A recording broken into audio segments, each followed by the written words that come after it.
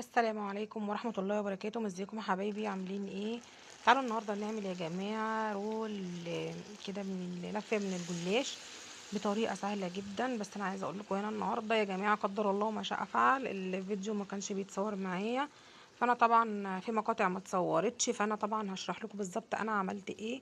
بلف الجلاش واحدة يا جماعة تحفة جدا بطريقة سهلة جدا. معانا لفة من الجلاش، هنجيب ورقة ورقة وهنحط خليط بين الزيت والسمنة وهندهن بين ورقة والورقة من الخليط دوا.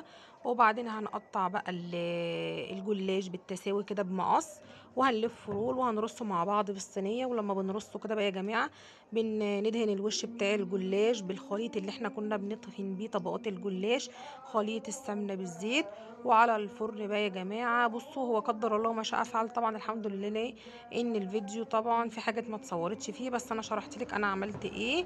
هتجيبي لف الجلاش ومزيج من السمنه والزيت، وهتدهني ورقه ورقه، وهتقصهم بالمقص شرايط طويله، وهتبرميهم رول وتدخليهم الفرن وشربات سخن بقى. ولما يطلع هنسقي معانا زي ما انتم ما شايفين صوابع الجلاش التحفه دي، رول الجلاش دي.